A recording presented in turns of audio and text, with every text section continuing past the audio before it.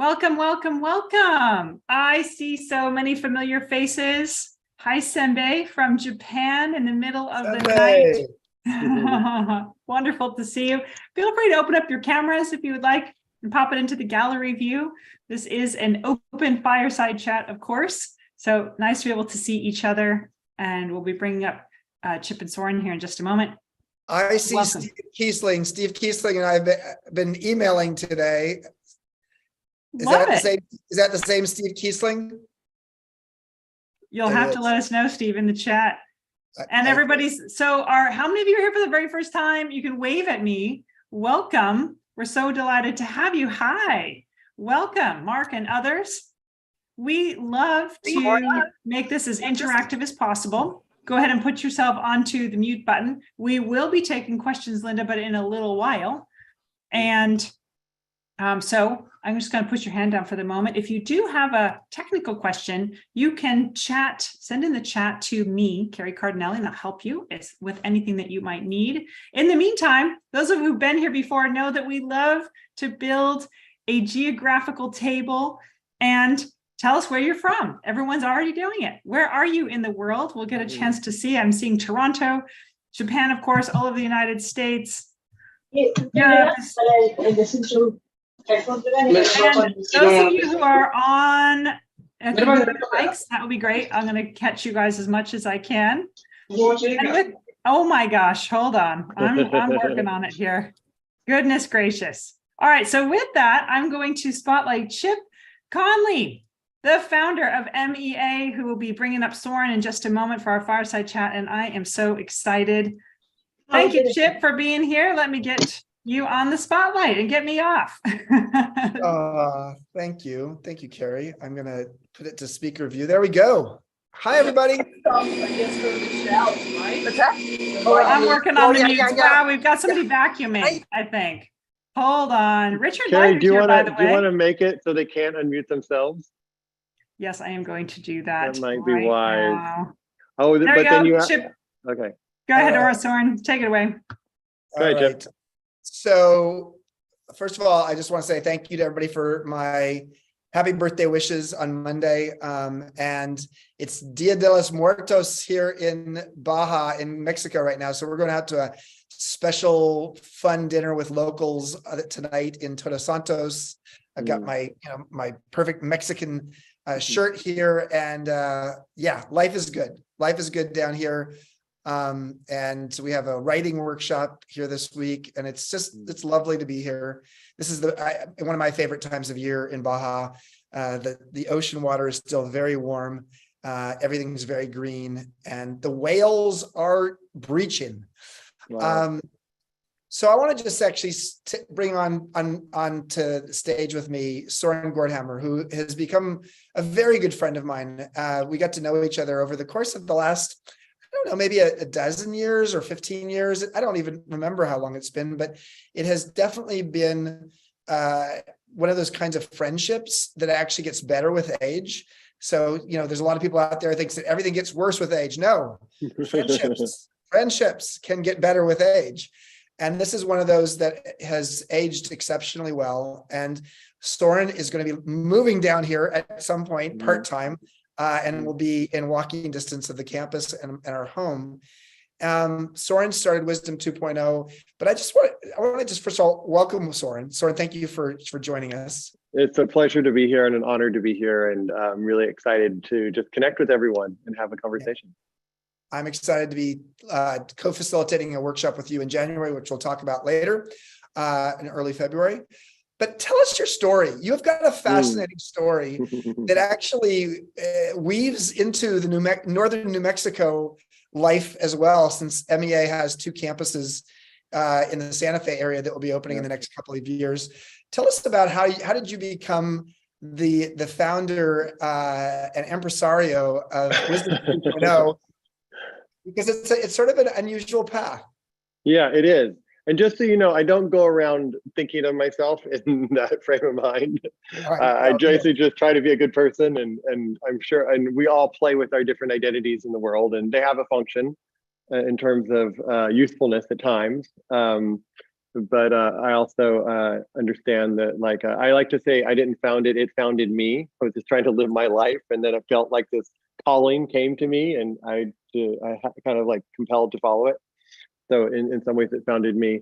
But you know, I'm going to start kind of in the beginning, but I'll move pretty quickly to kind of get up to where we are, because I think it's relevant. So I grew up in a small little town of West Texas called Lubbock, Texas, which was probably way off in West Texas. My dad wanted to move there to get away from the winters in Michigan. So we moved there when I was about 4. There's a little college called Texas Tech there. And my father was really interested in Buddhism and Ram Dass and different people. My mom was really interested in yoga. But we found ourselves in like the center of the Christian right community. And so like karmically, like, isn't this a weird world? So we were listening to, I don't know if you know, like all the tapes, Dharma Seed tape library and the Bhagavad Gita. We had all these books and tapes, sounds true, in our house. It was amazing. Michael Toms, like all this stuff. But you walk out of our house and it's this whole other world, this whole other mindsets, and you're going to die if you don't accept Jesus, and it's just bizarre. And I think part of my karma in living and growing up there was I realized, you know, a lot of those people were really, really good people. Like, they took care of me. We spent the night at our houses together. We played soccer together. We played basketball together. Like, when we weren't talking about like belief systems, we actually were in a lot of close connection. And that has kind of stayed with me, is both living in one of the most conservative places and then moving out to the Bay Area and living in one of the most liberal places, and realizing they both have their beauty and they both have their limitations. And one, even though I think one's a little better, like it's not that, there's a humanity that we all share. And there is a kindness and goodness that exists in rural West Texas or in San Francisco or New York. And really life is about harnessing that goodness.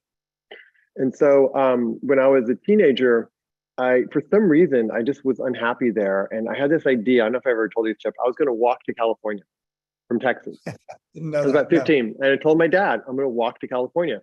And I used to sketch this guy. And when we were in history class or algebra class, I would sketch in my notebook this guy walking down the street wearing a backpack.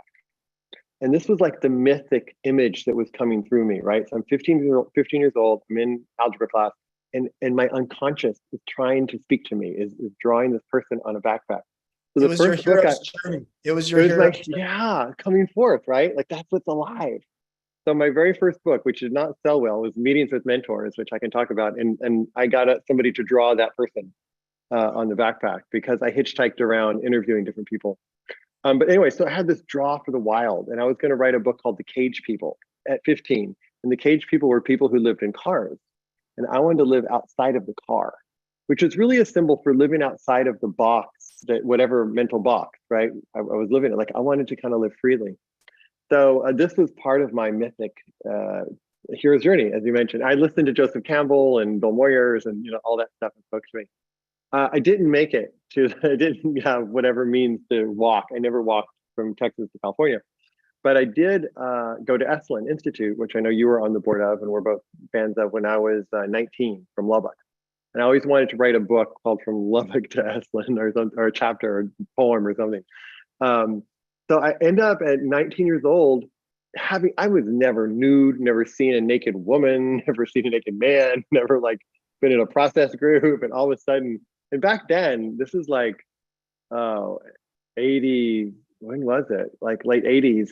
It was heavily processed. Like, there were, Gestalt was big, and sharing your feelings and telling people off was kind of like, it was like a pretty intense environment. So I walked into that intense environment. I was like, oh my God, this is amazing and scary. And so I spent about a year at Esalen washing dishes and going to groups and just kind of immersing myself. But I still longed for the wild. And so the last day at Esalen, after living there a year, I gave away everything that I owned except for what I could put in my backpack. And I took a slow walk up the steps that go down into Esalen. There's a driveway that goes down. I didn't have a car, and I walked up the steps, and I sat there for a moment, and I thought, do I walk left or do I walk right? And I decided to walk right. I don't know why. So I started walking right, and I'm walking for a while, and I realized I don't know what the hell I'm doing. I don't know, like, where am I going to eat? Where am I going to sleep? And so after a while, I was like, shit. I end up hiking to see my brother in Laguna Beach. But there was this adventure, some part of me that wanted expression. And then when I was in college, a couple years later, I heard about this global environmental walk that wanted to spend 3.5 years walking across the world. And I was in college at the time, and I heard they were walking across the United States. And I'm like, screw this, I'm out of here. So I left college and I met up with them in Oklahoma. We walked from Oklahoma to New York City. It was a wild walk. And again, the goodness of people was everywhere, whether it's Oklahoma. Wait, how long did that take, Soren? So the walk was 3,000 miles, or the US part of the walk was 3,000 miles. And that took about 9 months. And I joined it the last like 4 or 5 months. So from Oklahoma, I was right at the Texas-Oklahoma border, and then we walked up to DC and then up to New York. The last month was hard. I mean, from DC to New York, just cars and fumes and not fun. But we ended the US segment of the walk in I don't know if this is a long story, but hopefully it's relevant for people. And then I kind of went back to school and did some things. And then I heard that my friends had continued the walk and they'd made it across Europe and they were in Asia. I was like, holy shit. And I had an address of where they're supposed to be in like January of some 1991, I guess it would have been. And I had an address in New Delhi where they were supposed to be, but they had no idea exactly when they were going to be there because they're walking. So I got a ticket to New Delhi and hoping to find them. And through various weird events, I actually was able to locate them, pre-cell phones, pre-anything. And I spent 3 or 4 months walking with them in India and Pakistan. And then I joined the last segment of the walk, which was walking across Japan. So I spent a lot of years walking. And one of the biggest lessons I learned walking was just a comfort in the unknown, Chip. Like, and people would ask us, like, they're like, where are you walking? We're like, oh, we're walking from this city to the next city, like 100 miles or something. And so many people were like, oh, you can't walk. No, you need to take the bus. You can't walk. It's like, no, we've been walking like 6,000 miles or something ridiculous. Like, this is not a problem for us.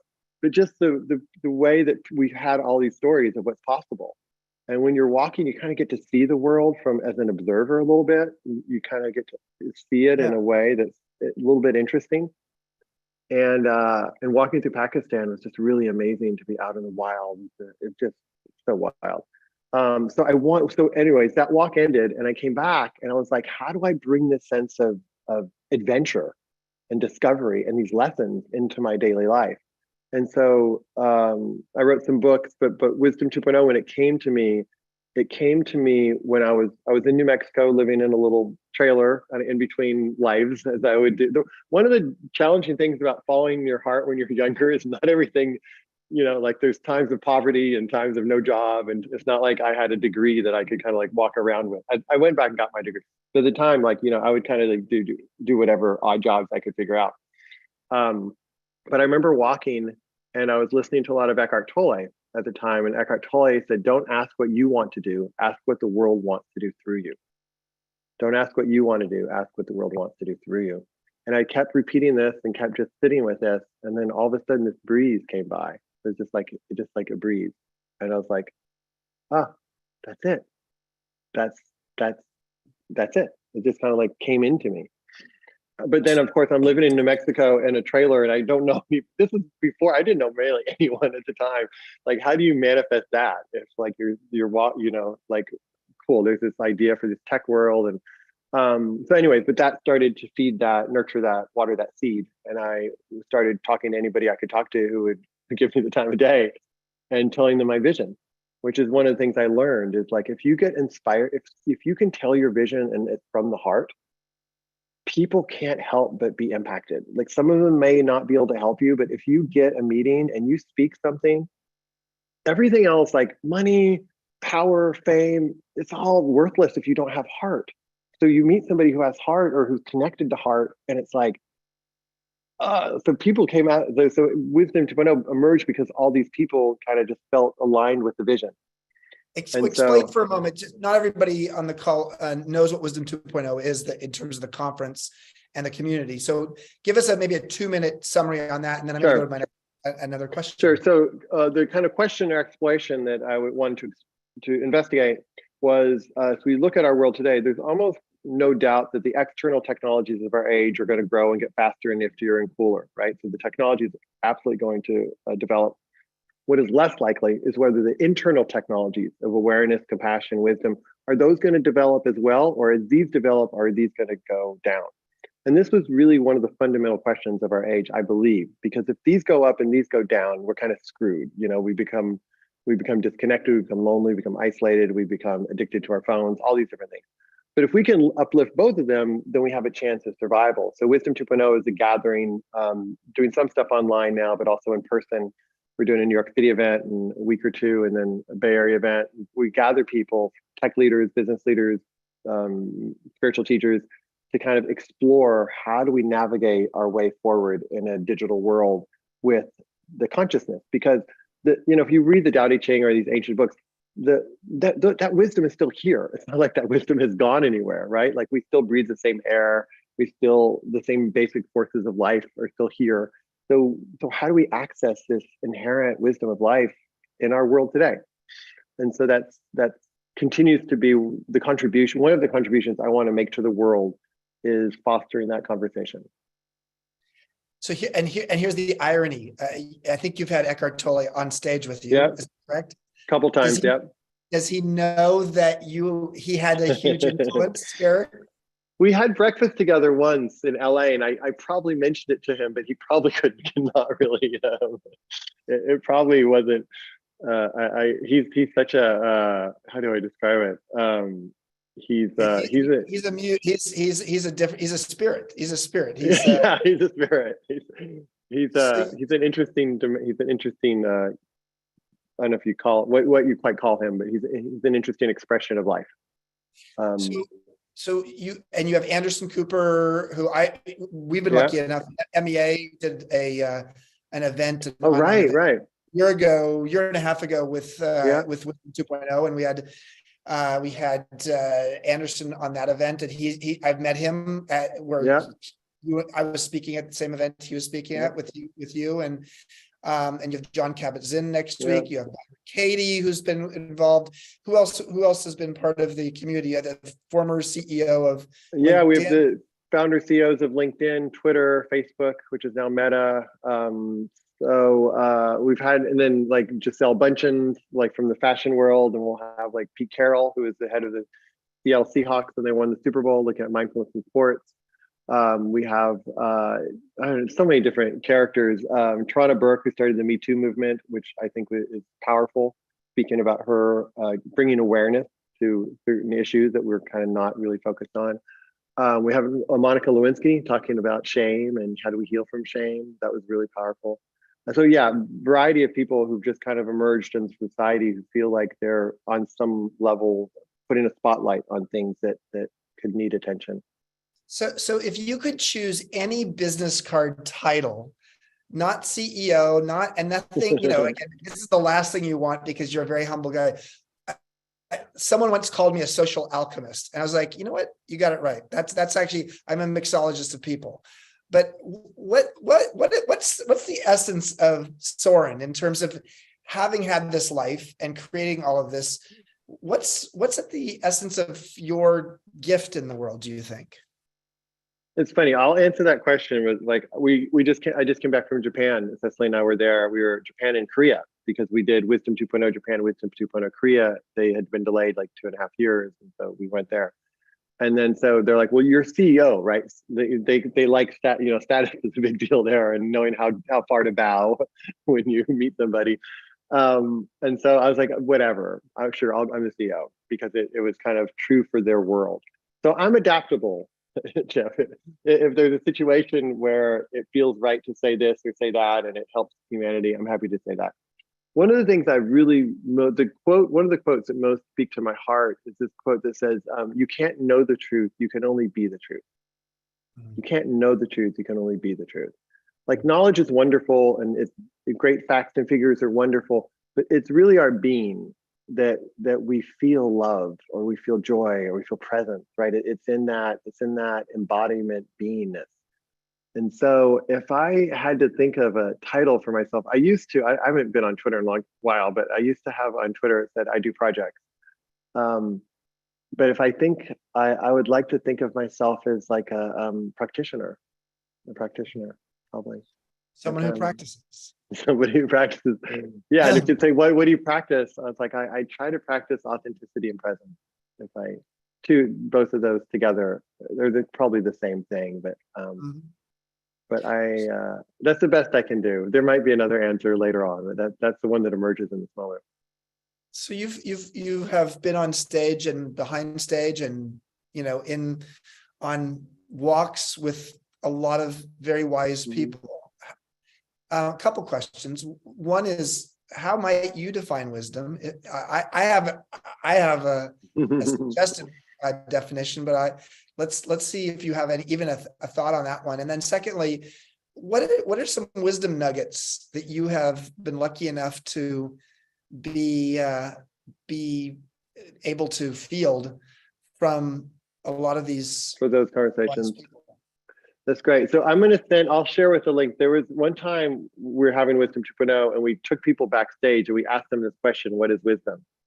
And there's some fascinating answers to it. And Jack Hornfield answers, and John Kabat-Zinn, and Jimpa, who's His Holiness's Dalai Lama's translator, and Biz, who's one of the founders of Twitter. And it was kind of, they didn't know what was being asked of them. We just put them in a corner.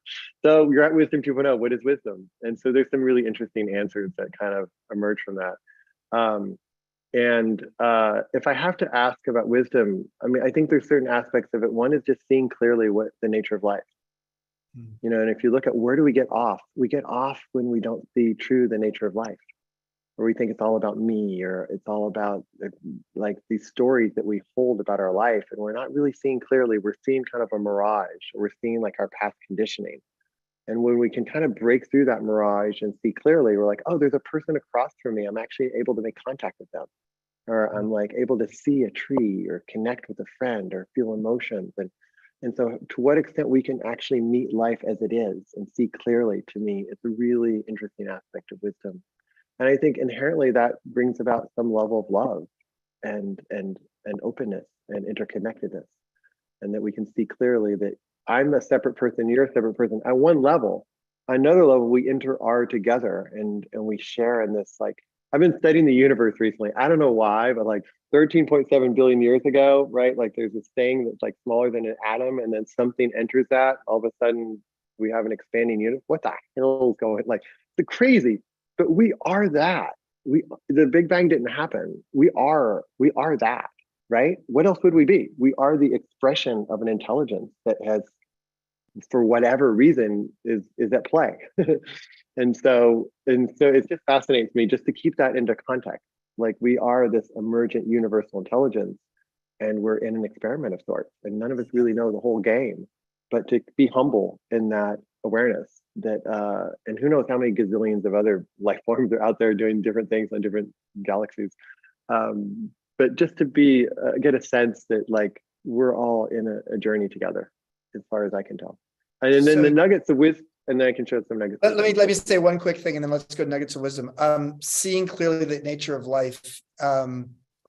We had one of the co-founders of Meow Wolf here this last week in a workshop.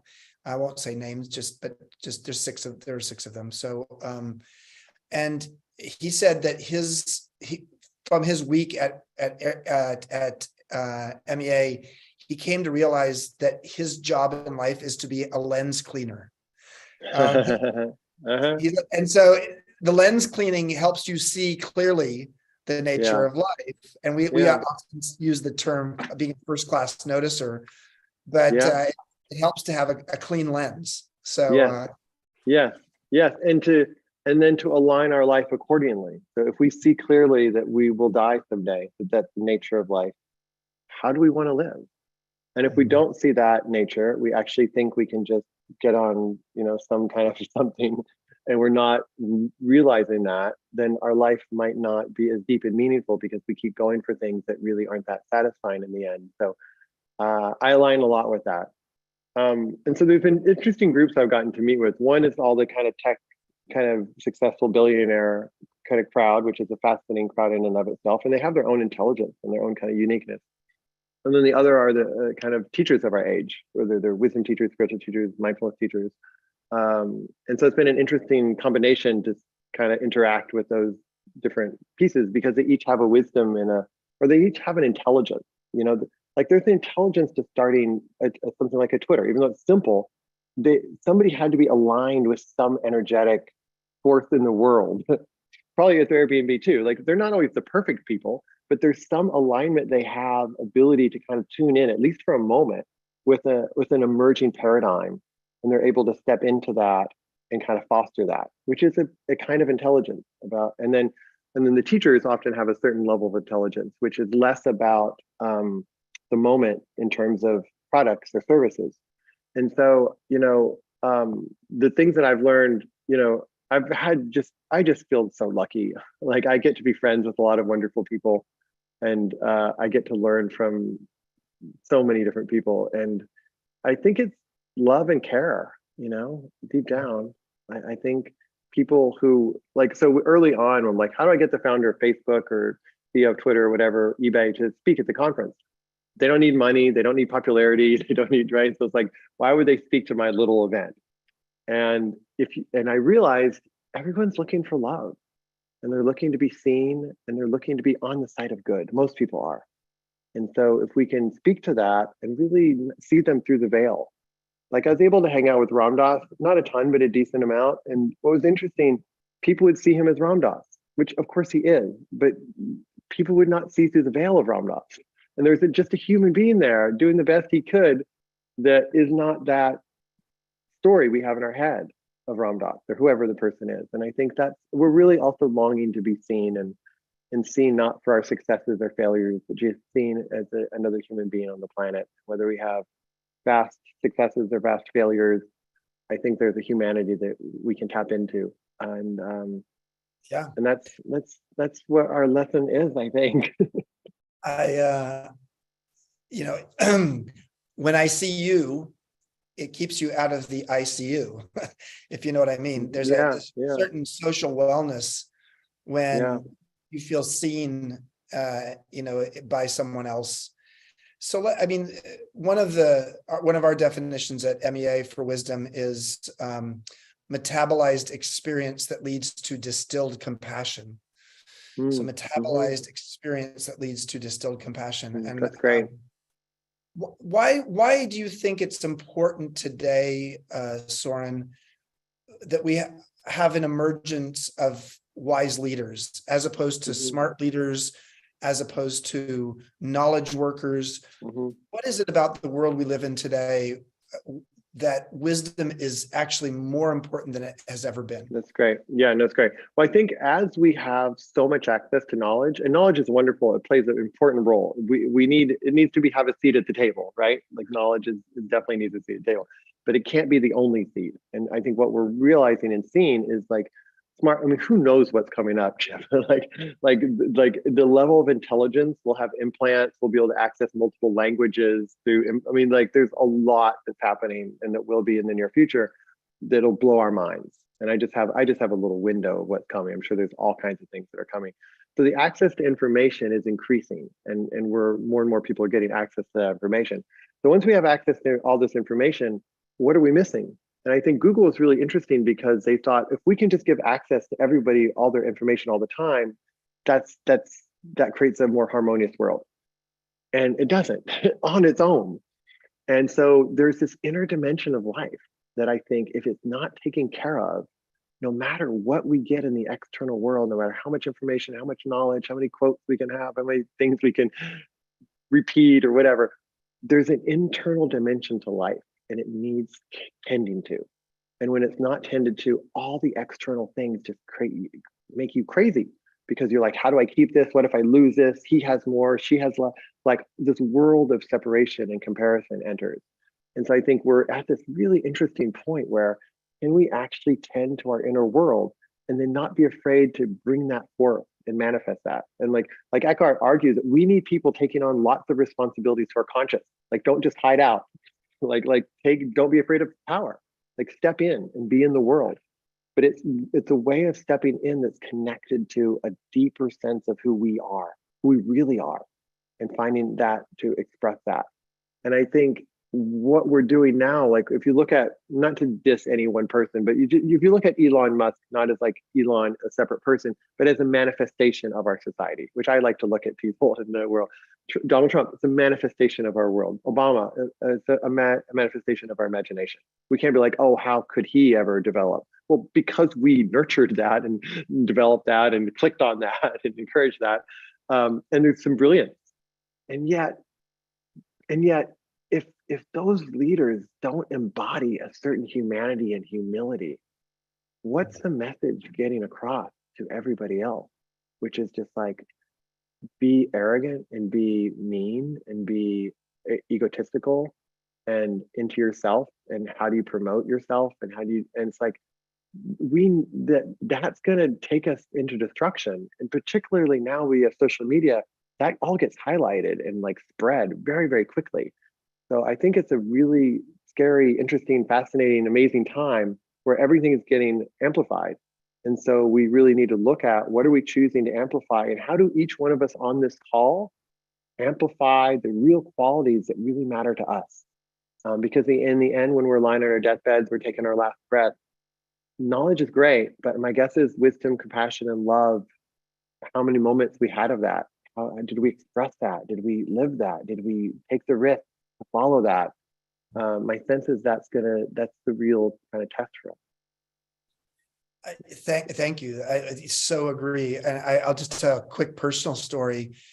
For those who don't know my story all that well, I joined Airbnb at age 52 about 10 years ago, when the founders reached out to me that they had this tiny little tech startup, and they had, everybody who was there was 30 or younger, and nobody had any experience in the hospitality or travel industry, and most people there had never worked in a startup environment. And so they asked me to join them, and I saw the hubris quickly. But actually, what I also saw was the humility.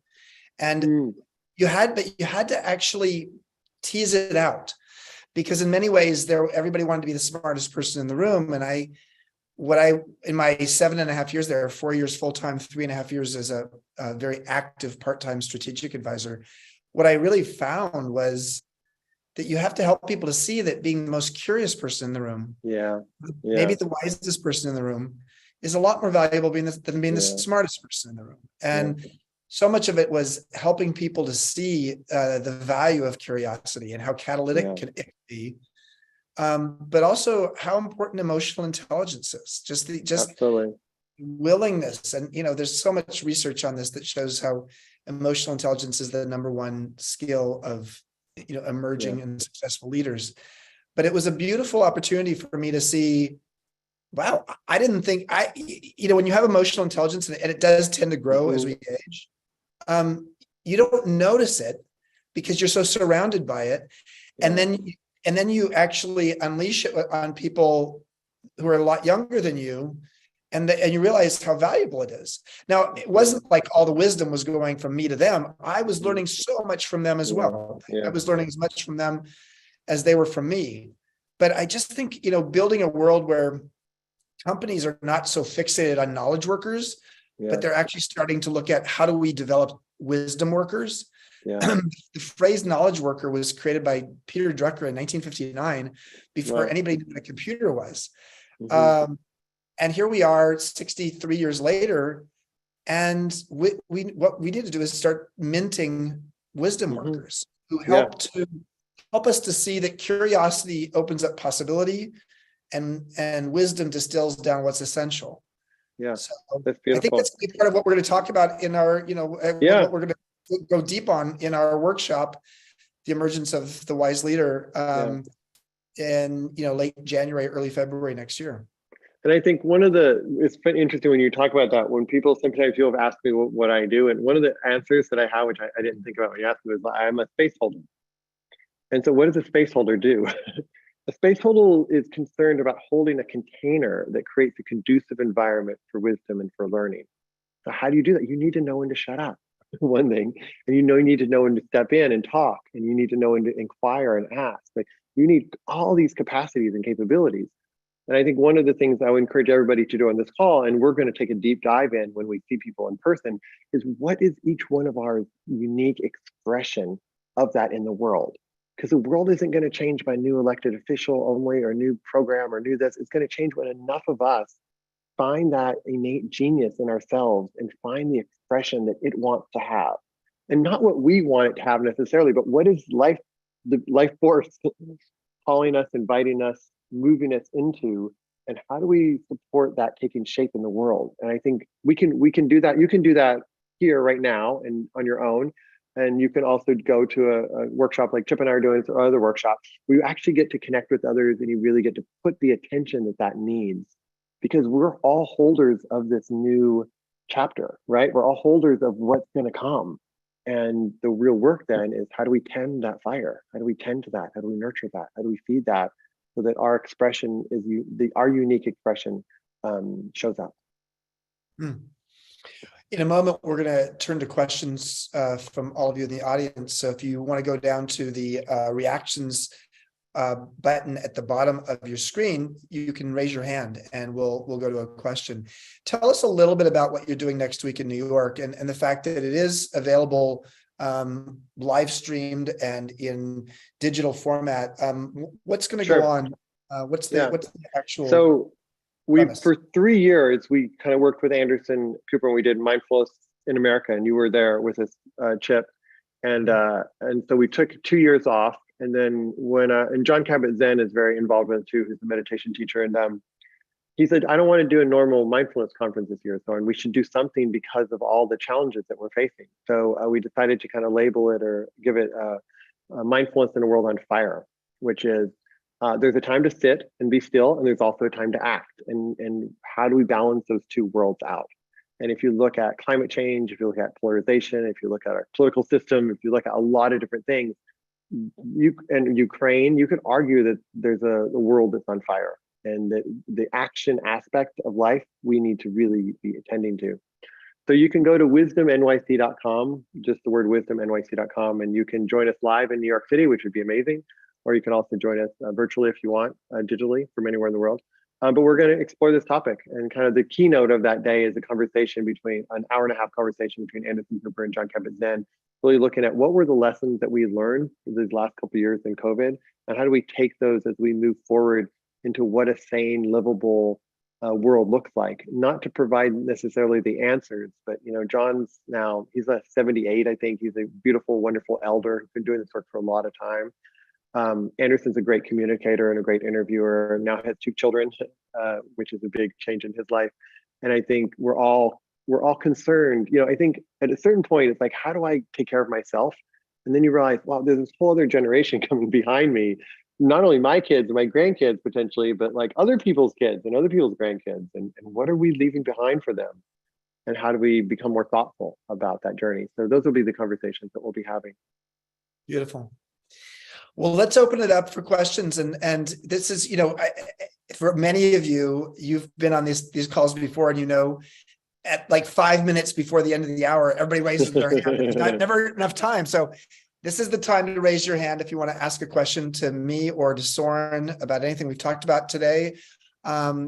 And we would welcome that. So, and I always like to think of it as Q&R versus Q&A. So there's a question and a response. There may not be an answer, but there can be a question and a response. So beautiful. Harry, what would you like to ask us? Welcome. Hi, Harry. Yeah, thanks. I was intrigued by that notion of the technology expanding and somehow our inner awareness maybe going away or not matching that advance. And it struck me when you said the wisdom of the ages is still here. And it seemed like you were almost assuming technology is just given. And yet what we have to work on is that wisdom and discovering it again. Yeah. And I may have misunderstood, whatever, I don't know. But what would be your reaction to that? Because, and I'm asking because when I look out in the world, I do see that. We take for granted the incredible wonders that is modern life. Yeah, 100%. and we don't nurture it. And it didn't just happen. 100%. Just as our inner awareness doesn't just happen, it takes intention. Anyway, anything you'd say about that? Well, I think I get what you're saying, and who knows nobody knows what's going to happen. Like tomorrow, a meteorite could hit the planet, and all of a sudden, all the technology somehow gets zapped. So I have no idea, and every life is a complete mystery. But when I look at it and just kind of observe, it would appear that technology is getting more and more infiltrated in all of our life, and there's beauties of it, like us connecting right now is because of technology. So we can't throw it out and say, oh, that's all bad. Like I don't know, like smoking or something. Like it's not good to smoke. Like technology is like, we need it and it's useful and it's part of the change that we see. However, is it brought forth in a way that supports compassion, wisdom, and connection, or is it supporting addiction and isolation and all these other qualities? And so I think technology, from my perspective, and again, I could be wrong, is here to stay, at least for a while. Eventually, the Earth is going to collapse and burn into the sun. So that there's a time where it won't exist anymore, and we won't exist anymore. But for the short term, it feels like we're in a really unique experiment. I mean, that's how it feels. I talk to a lot of people, and they feel like, do you feel that too? And maybe I'd be curious with you, Chip. It feels like we're kind of heading to something, and it's hard to know where we're going to, where they're going to go to, like fall on this side or fall on that side. But it feels like things are getting more and more intense. And we're going to kind of come to a cusp where either we make drastic changes to the world, or we kind of slip into a really, really harsh, divisive, antagonistic, selfish lifestyle that takes over. I could be totally wrong, and maybe every generation has thought that we're just about to do something, but it feels like things are intensifying, and it feels like if there's a time to like fully show up and be passionate and not hold back, now's the time. That's my sense.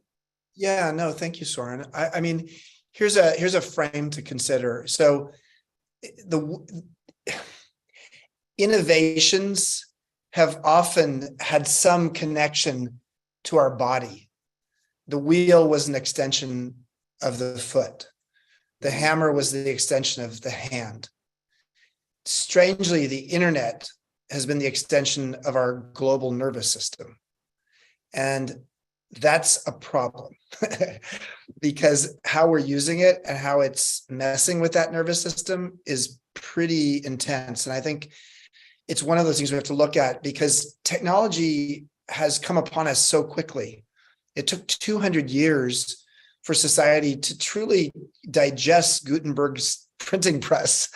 And yet it's been, 30 years, about 30 years since we really got introduced to the internet. And it's had so many permutations since then. So I think one of the things that I hear Soren saying and that I agree with is this idea of the acceleration of technology and of innovations that become dizzying.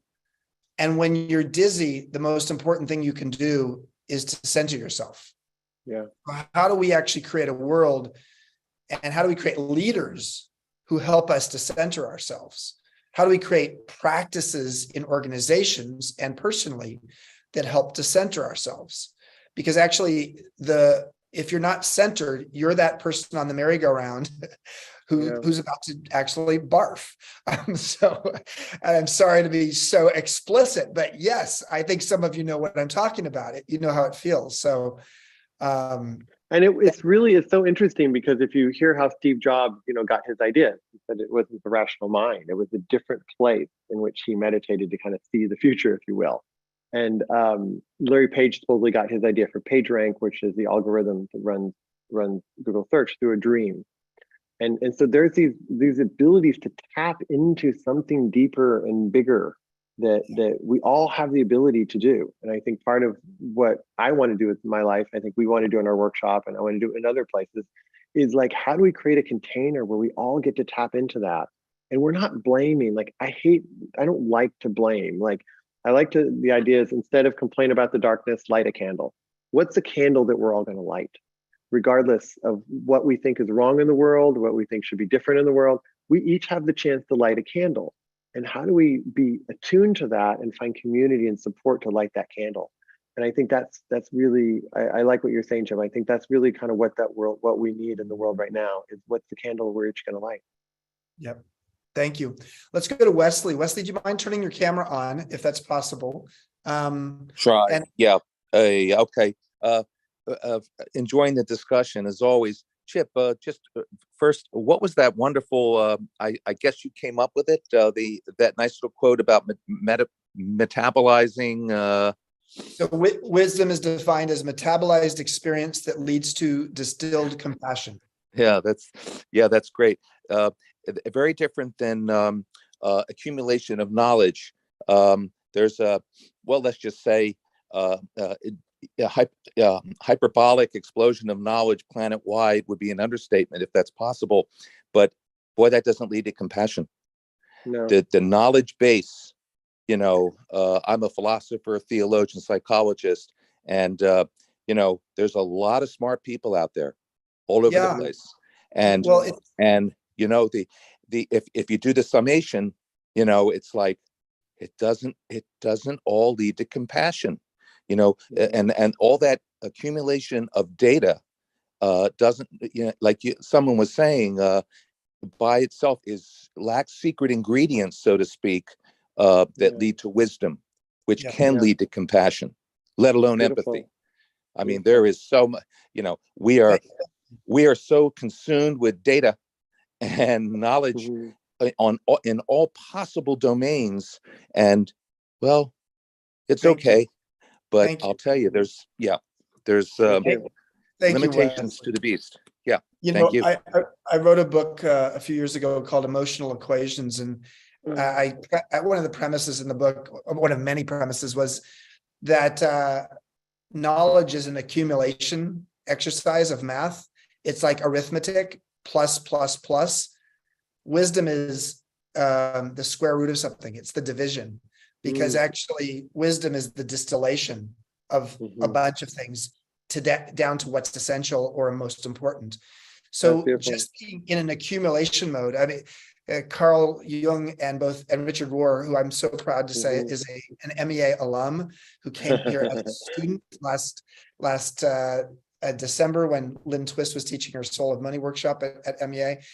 They both said that the first half of our life is dedicated to accumulation, and the second half of our life is dedicated to editing. And it's partly that is what we need to do in wisdom. Wisdom is a form of editing. It's a form of discernment. Beautiful. Anything else you want to say on that, Soren? No, I was thinking, I don't know why this Suzuki Roshi quote, a Zen teacher, came into mind. He says, he was asking about what's the most important thing. And he said, the most important thing is remembering what's the most important thing.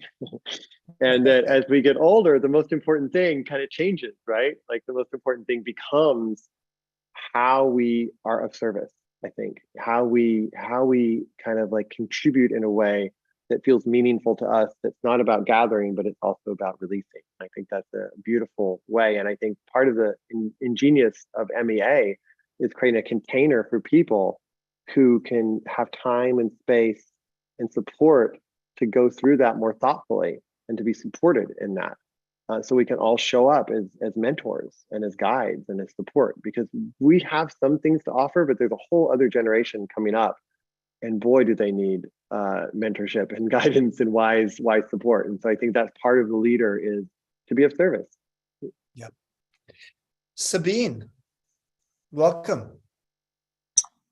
Hi, thank you. And thank you for holding this space, because you guys are both new to me. I had never, apologies, never heard of you before, but clearly whatever you posted on LinkedIn resonated with me, because I signed up for this. And yes, I'm loving it. And I completely agree. There's so many rabbit holes I could go down, but I want to pick one, because it's the gentleman that started this, because I find this one particularly interesting. By training, I'm an electrical engineer, and I teach a thing called conscious quantum living. But there's something that I'm grappling with. So the gentleman mentioned, whoops, sorry, did I get muted? Nope, you're still with us. We can still hear you. Okay. The gentleman mentioned it had to do with technology. And this, as an engineer and a spiritual person as well, I'm specifically thinking of Greg Braden. I assume you're familiar with Greg. Okay. He has a position, I guess we would say, on technology and in particular integration with the human body. That being that the more that we rely on technology for certain abilities, we're going to lose our innate natural ability to do it. I find that both intriguing and kind of scary. So I'm also a science fiction romance writer. And so my writer brain is always thinking like, there's always multiple paths. And in the same way that life will find a way, life with technology will also find a way. And I would just love your thoughts on, transhumanism, integrating technology into the body, pros, cons, possibilities, just, yeah. Whoa. Sorry. Go ahead, Chip. Yeah. Oh man, I was gonna let you go first. Wow. I'll just say one thing because I want to make sure we have time for other questions too. My biggest concern on all of this is how are our ethics and values stepping up to the moment that we're in? Yeah. It's a really hard question in terms of, yes, it's wonderful that, we can reconstruct a breast after someone's had breast cancer. And it's wonderful that we can do a variety of things with the human body we weren't able to do 50 or 100 years ago. And genes. Yeah. So there's so much that's positive. The question is, how do we determine when we've overstepped the bounds? And I don't have an answer to that. Soren, do you have any thoughts? So what's been from my little window into the world? I mean, what's being worked on in the back rooms of some of these like huge technology companies in terms of the future of how we're going to grow organs and how we're going to be able to like grow humans and grow robots and grow these like cyborg creatures or some it's happening. I used to think this was science fiction. It was going to happen in some other time, but like it's happening in some level and we're going to see it continued. And I just have to say that to whatever extent we can promote the ethics and the humanity in that conversation will be more needed now than ever because the powers are immense and things are moving really, really fast. I absolutely agree. And I think it was Soren. Sabine, I'm sorry to have to cut you off. Okay. We have a lot of other questions, but thank you so much. Jim, give us a brief question. Great to see you. Thanks. Hello, Soren. Hi, Jim. It's always very easy for one generation to say, but in the good old days. But there was great innovation in the good old days. I'm 87, so I remember South Florida without air conditioning. I remember when all cars were stick shift. When I went through college with a 25-pound standard Royal typewriter, unfortunately was able to raise my children without a cell phone in their hands. But I look at some of the generations, I look at my millennial grandsons and I say, I don't see as much of the inspiration, the enthusiasm for, wow, great, another day to live, another day to get out and to do. I'm finding a lot of kind of not just boredom there. Just a comment, not so much a question, but thank you, Soren. Thank you. Thank you. One of the, just real briefly, there was a study, it was some time back ago, but they looked at whether Facebook and these digital places create more loneliness or less.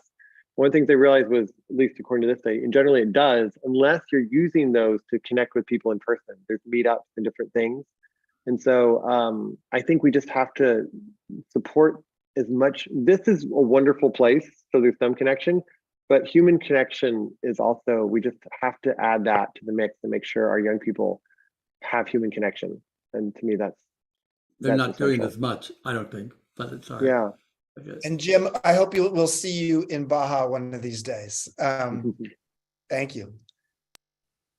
Well, let's go to Eileen. You're muted, Eileen.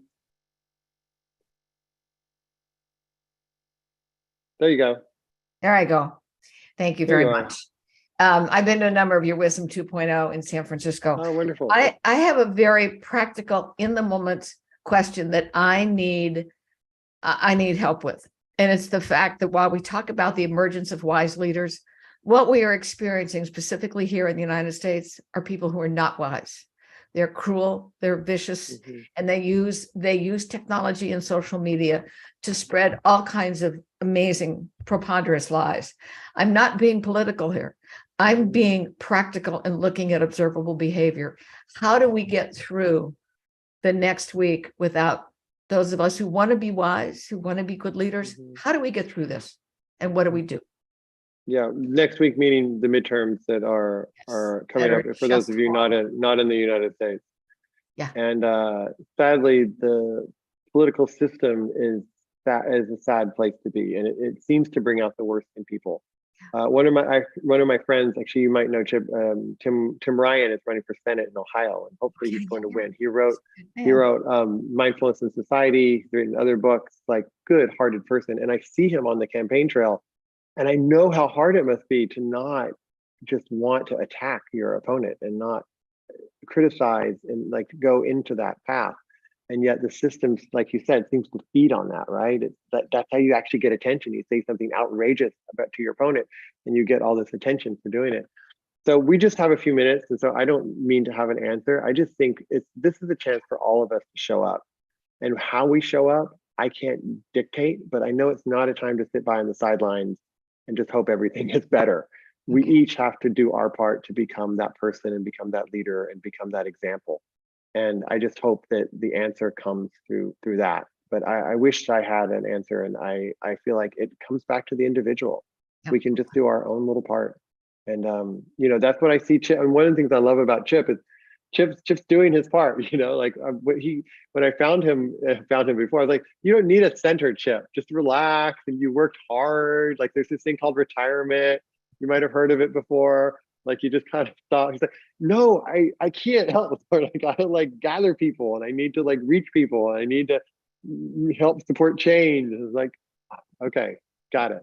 And I think we're all doing our best to do that. And the more of us who do that, life changes. Things change slowly, but they do. Thank you, Eileen. We are going to have to wrap here. I'm so sorry to Giuseppe and Dorothea that we actually don't have time for your questions. But feel free to, if you'd like, you can send them to my email address actually, I'm not going to give you my email address. I'm going to give you, just go to the contact@chipconley.com and it'll come to me, and I can serve it up to Soren or I can answer it, and we'll try to get in touch with you. Thank you to everybody. We have a couple last things. Number one is, as we talked about, Soren and I will be teaching a mastery week, a 5-night mastery week in Baja, January 30th to February 4th, I believe it is. It's going to be amazing, and it's going to fill up soon. So if it sounds interesting to you, recommend you sign up sooner rather than later. Secondly, Soren's got his event in New York next week, which is available digitally, and Carrie's put information in the chat on that, and you can go to the Wisdom 2.0 website to learn more about that. And finally, we have an our next online MEA course on navigating midlife transitions has just opened up on our website. So if you're interested in doing a 6-week online course on transitions, including global transitions, not just the personal ones, that's a great course that will actually start at the end of January. And Carrie, who I'm going to bring back here in a moment, is the queen of digital intimacy. She has crafted a program that has exceptionally high student satisfaction. So thank you to Carrie for setting this up today. Thank you to Soren for being with us. Carrie, anything else you want to say? Thank you all for all the amazing comments in the chat. So many of you have been asking me, how do I watch this over again? We're going to put this on our YouTube channel, and all of you who are here will get an email to your inbox with the link. So not to worry, and you can scroll and find all of the links that all of you have shared in here. So the wisdom has been flowing today that both of you inspired. So thank you both so much. It was really a gift to be with you both today. Yes, Soren, I look forward to seeing you down here in Baja soon because I'm coming. I'm within a month. I'll be down there. So and again, would love to see people. It's always good to see people virtually, and there's nothing quite like being together in person. So if there is a way for you to join Chip and I, be awesome to have break bread, as they say, in person and walk on the beach and be in that world together. There's something that happens in person that still is magical, and we can have wonderful digital events and connections, which is also beautiful. But I always love it when I get to see people I met online and then I get to see them in person. And based upon going back to the start of the show, maybe we'll go for a very long walk together while you're down here. Sounds great. Sounds great. Bye, All everybody. Right. See you Thank later. you, everyone. Bye-bye. Happy Day of the Dead. Thank you. Happy birthday, Chip. Enjoy your dinner. This was wonderful. Thank you. Happy birthday, Chip. Thank you. Thank you. Compleanno.